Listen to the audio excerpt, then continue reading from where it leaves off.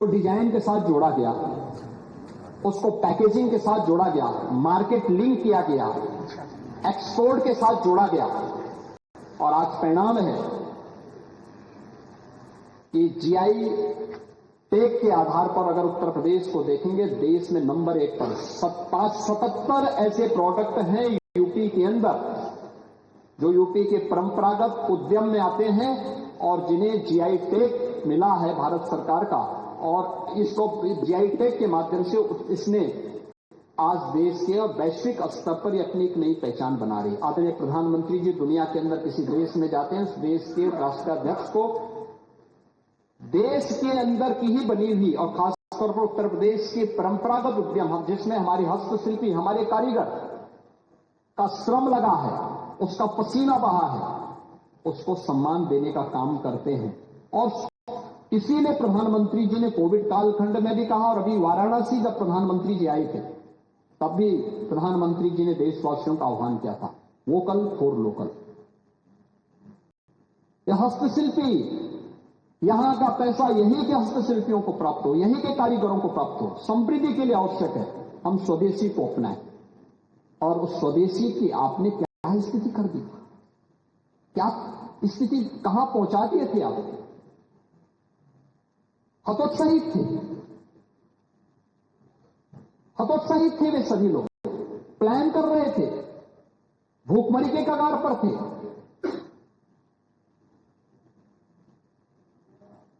वे सभी उद्योग बंदी के कगार पर हो चुके थे। और कौन लोग थे उसमें? वे सभी अति पिछड़ी जाति से जुड़े हुए लोग, वंचित थे, गरीब थे, अल्पसंख्यक थे। आप कुछ नहीं कर पाए। 4 बार सरकारें थी आपकी। 1947 से लेकर के लंबे समय तक कांग्रेस ने शासन किया। उन उद्यमियों के लिए, उन हस्तशिल्पियों के लिए, उन कारीगरों के लिए क्या किया? कुछ भी तो नहीं किया। अब बात करते हैं पीडीए का। मैं इसलिए कह रहा हूं ये परिवार डेवलपमेंट अथॉरिटी जो आपने बनाई है ये जनता की आंखों में धूल झोंकने के अलावा और कुछ थोड़े है। पीएम विश्वकर्मा योजना के माध्यम से और मुख्यमंत्री विश्वकर्मा श्रम सम्मान के माध्यम से पिछले 8 वर्ष में गांव का मोची हो, गांव का धोबी हो, गांव का नाव हो, गांव का कारपेंटर हो, गांव का राजमिस्त्री हो, गांव का कुम्हार हो, गांव का कोई भी व्यक्ति हो, उसके एक निश्चित ट्रेनिंग टूल किट बैंक से लिंक करना और उसको फिर से स्वावलंबन के पथ पर अग्रसर करने का काम एक डबल इंजन की सरकार ने किया है और इस पर लगातार कार्य कर रही है। हमने बांटा तो नहीं।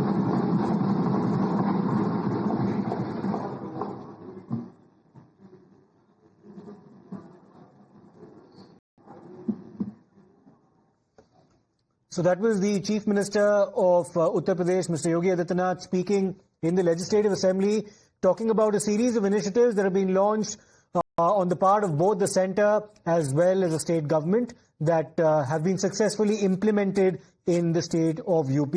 Let's listen in to him once again.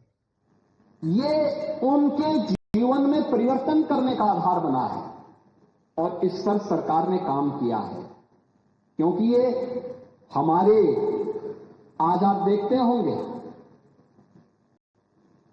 पहले पर्व और त्योहार आते थे और पर्व और त्योहारों में चीन का सामान यहां के बाजार में भर जाता था और आज उत्तर प्रदेश के बाजार में अगर आप देखेंगे कोई पर्व और त्योहार आता है, कोई भी पर्व और त्योहार हो, तो दीपावली हो, होली हो, रक्षाबंधन हो, ईद हो, क्रिसमस हो, गुरु पर्व हो, कोई भी पर्व और त्योहार आता है, उन पर्व और त्योहारों पर आज उत्तर प्रदेश के हस्तशिल्पी कारीगरों और उत्तर प्रदेश के उद्यमियों ने जो प्रोडक्ट तैयार किया है, इस प्रोडक्ट को पूरे मार्केट में ये भरा रहता है।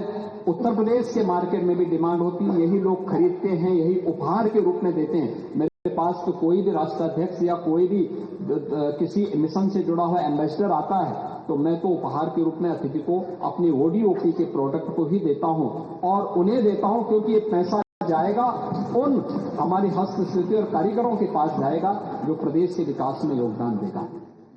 लेकिन आपके यहां तो जब सिपाही महोत्सव आप करते थे और रामपुर में भी जन्मदिन का आयोजन करते थे तो बर्किंगम की वो बुकी मंगाते थे समारोह को करने के लिए, है बग्गी विदेशी से क्या आप लोगों का आचरण है? अपने को समाजवादी कहते हैं। रानी विक्टोरिया और भी रानी विक्टोरिया तो ये तो आप लोगों की स्थिति थी। ये तो दोहरा चरित्र था आप लोगों का और यही आपका विजन भी है। आप बात तो आजादी की करते हैं लेकिन काम गुलामी जैसा करते हैं। बर्किंगम की बुकी को बुला करके और फिर नेताजी जैसे भोले भाले व्यक्ति को भी बदनाम करने का काम कर दिया आप लोगों ने। शिवपाल उनकी विरासत के अंतिम उत्तराधिकारी थे लेकिन बेचारा भी अब एकदम बच्चों कच्चा खा गया, चाचा भी गच्चा खा गया। महोदय, एमएसएमई के लिए जो सरकार ने प्रयास किए हैं परिणाम क्या थे?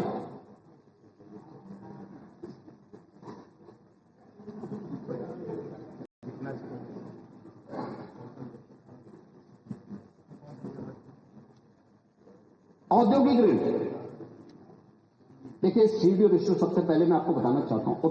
औद्योगिक ऋण जो पहले हमने वितरित किया 2017 में 3,54,000 करोड़ रुपए इन सभी क्लस्टर्स से जुड़े हुए लोगों को उपलब्ध करवाए गए और 24-25 में यह बढ़कर के 9,24,000 करोड़ हुआ। 9,24,000 crore.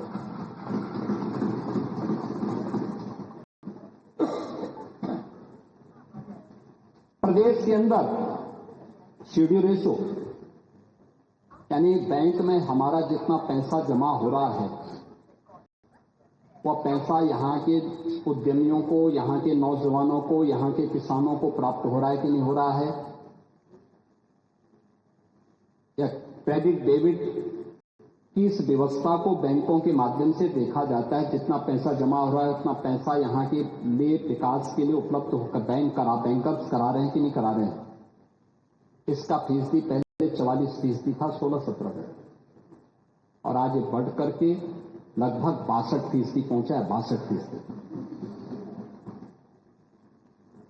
Pandey ji, single window system तो आज निवेश को यहां पर निवेश सारथी पोर्टल बनाया गया है और अभी मैं तो चाहूंगा आप सबको भी, आप भी 25 से 29 सितंबर के बीच में ग्रेटर नोएडा में हम पिछले 3 वर्ष से इंटरनेशनल ट्रेड शो का आयोजन करने जा रहे हैं। वहां कोई हिंदू मुस्लिम नहीं देखता।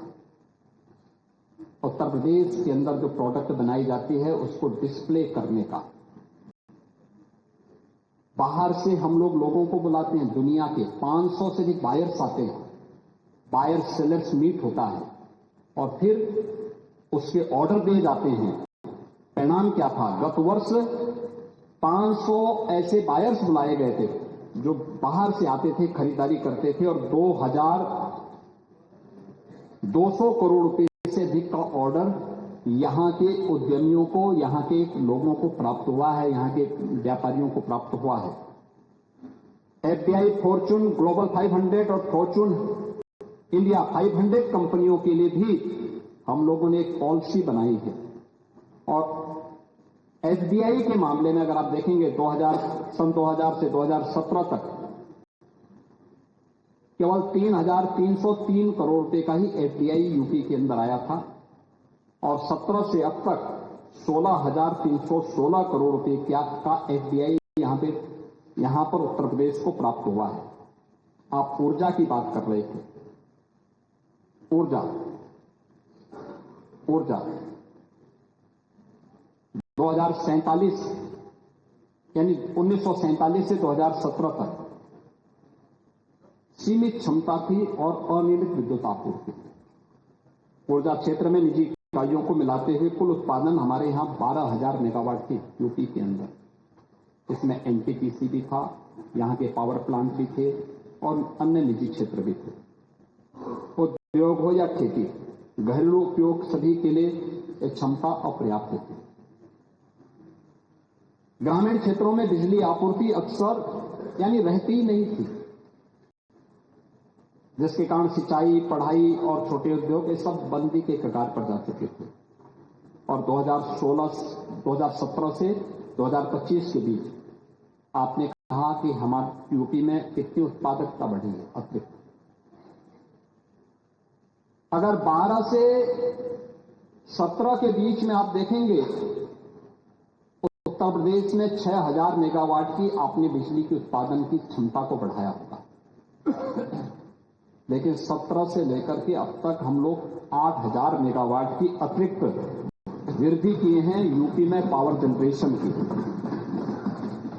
आप यूपी में इसी से आप अंदाजा लगा सकते हैं, 2016-17 तक जो पीक जाता था पावर का, वह 16,000 मेगावाट तक पहुंचता था। बिजली की क्या स्थिति रहा करती थी, हर व्यक्ति जानता है, हर व्यक्ति भुक्तभोगी। और आज यही पावर की पीक आवर में जो डिमांड होती है वो 33,000 मेगावाट की होती है, 33,000, यानी आपसे दुगने से भी, और तब भी पावर कॉर्पोरेशन इसकी सप्लाई कर रहा है। प्रदेश के अंदर इस दौरान 1,21,000 मजरों में अतिरिक्त विद्युतीकरण का काम भी किया गया। और मैं इस बात को विद्युत मंत्री से कहूंगा कि वो एक बार दिखाएं आपके यहां कि आप जिस बिजली की योजना के बारे में बात कर रहे हैं वहां पर आखिर कहां वो पैसा गया, क्यों नहीं हो पाए। होगा, आप चिंता मत करिए। लेकिन ये भी हम बताना चाहेंगे कि सारे कार्य हुए हैं, 1,21,000 और 1,86,00,000 परिवारों को फ्री में बिजली के कनेक्शन भी उपलब्ध करवाए गए। 8 वर्षों में 765 केवीए के 3, 400 केवीए के 21, 220 केवीए के 72 और 132 केवीए के 99 सब स्टेशन भी स्थापित हुए हैं। और प्रदेश में विद्युतीकरण को भी एक समान रूप से जिला मुख्यालय पे 24 घंटे, तहसील मुख्यालयों में 20 से 22 घंटे और ग्रामीण क्षेत्र में 18 से 20 घंटे की आपूर्ति देने की व्यवस्था की है। और आज मैं कह सकता हूं कि यूपी अपने अन्नदाता किसानों को सर्वाधिक बिजली देने वाले राज्यों में है। सबसे अधिक बिजली उत्तर प्रदेश उपलब्ध करवाता है। इससे न केवल अन्नदाता किसानों की लागत कम हुई है, उत्पादकता बढ़ी है, बल्कि हमारे सूक्ष्म लघु मध्यम उद्यम से जुड़े हुए, एमएसएमई से जुड़े हुए जो व्यवसायी थे उनके लिए और गांव के प्रत्येक व्यक्ति के जीवन स्तर में भी इसके माध्यम से सुधार हमें देखने को मिला। महोदय, इसी का परिणाम है। आज आप शिक्षा की बात कर रहे थे, आपने कहा कि 29,000 विद्यालय बंद कर दिए। मुझे लगता है कि आप जैसे वरिष्ठ सदस्य को इस प्रकार के शब्द नहीं कहने चाहिए थे जो तथ्यों पर आधारित न हो। पाणी जी, आपको सूचना लेनी चाहिए। आप देखिए, आप विधानसभा, आप यहां मंत्री भी रहे हैं, आप स्पीकर भी रहे हैं। आप संबंधित मंत्री को बुलवा करके उनसे बोल करके बात भी कर सकते थे। और बेसिक शिक्षा मंत्री ने यहां पे सदन में भी इस बात को कहा। लेकिन आज इसके माध्यम से बहुत स्पष्टता के साथ कहना चाहूंगा, प्रदेश के अंदर कुल 1,56,000 बेसिक शिक्षा परिषद और अन्य उससे संबद्ध विद्यालय हैं। 2017 के पहले की स्थिति क्या थी? ये सब बंदी की कगार पर थे, जर्जर हालत थी। शिक्षक छात्र का कोई रेशो नहीं था। अत्यंत खराब स्थिति में थी। ड्रॉप आउट रेट देश के अंदर सर्वाधिक राज्यों में यूपी की थी। लोगों ने सबसे पहले जुलाई 2017 में स्कूल चलो अभियान प्रारंभ किया था। स्कूल चलो अभियान, और तब मैंने सदन में कहा था, उस समय आप नहीं आ पाए थे, इस सदन में नहीं थे उस समय, और तब मैंने सदन का आह्वान किया था कि हर माननीय सदस्य, प्रदेश का हर प्रशासनिक अधिकारी, प्रदेश के हर उद्यमी उन विद्यालयों से जुड़े हुए या उस गांव से जुड़े हुए पुरातन छात्र एक एक विद्यालय गोद लें और ऑपरेशन कायाकल्प की घोषणा की। और So that was Mr. Yogi Adityanath, the Chief Minister of Uttar Pradesh, speaking about several development initiatives that have been undertaken in the state of UP. We're taking a short break right now. We'll come back with more on the other side.